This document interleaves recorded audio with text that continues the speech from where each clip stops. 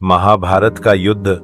महाभारत की कथा केवल युद्ध की नहीं, बल्कि सम्मान, न्याय और दृढ़ संकल्प की भी है। महायुद्ध के बीज उस दिन बोए गए जब द्रौपदी का अपमान हुआ और उसने प्रतिज्ञा ली, एक ऐसी प्रतिज्ञा जिसने इतिहास का रुख बदल दिया।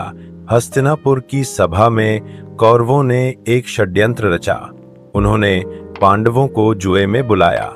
वहां युधिष्ठिर ने अपना सब कुछ, राज्य, धन, भाइयों और अंत में द्रौपदी तक को दांव पर लगा दिया। कौरवों ने द्रौपदी को दासी घोषित कर सभा में बुलवाया। जब द्रौपदी को दरबार में खींचकर लाया गया, वह चकित और आहत थी। सभा में बड़े बड़े वीर, गुरु और बुजुर्ग बैठे थे, लेकिन किसी ने कुछ नहीं कहा।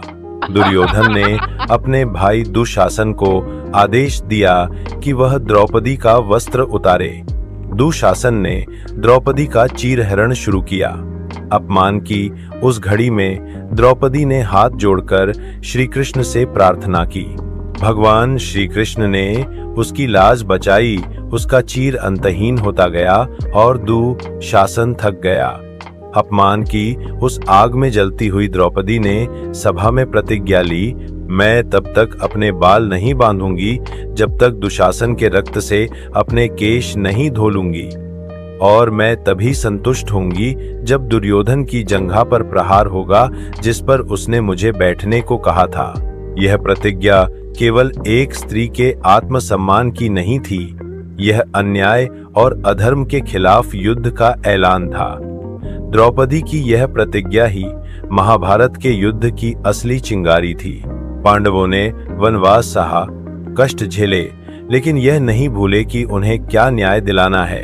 13 वर्षों के वनवास और 1 वर्ष के अज्ञातवास के बाद जब शांति की बात नहीं बनी, तो पांडवों ने युद्ध का निर्णय, कुरुक्षेत्र के युद्ध में भीम ने दुशासन को युद्ध में हराकर उसकी छाती चीर दी और उसका रक्त लेकर द्रौपदी के सामने ले आए।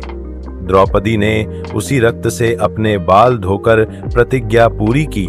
इसी युद्ध में भीम ने दुर्योधन की जंघा तोड़ी। वह वही जगह थी जिसे उसने सभा में द्रौपदी को दिखाकर अपमानित किया था। सीख: द्रौपदी की कहानी हमें सिखाती है कि अपमान सहना अधर्म को बढ़ावा देना है। अगर कोई अन्याय करता है तो उसके खिलाफ खड़ा होना ही धर्म है। एक नारी की प्रतिज्ञा भी इतिहास बदल सकती है।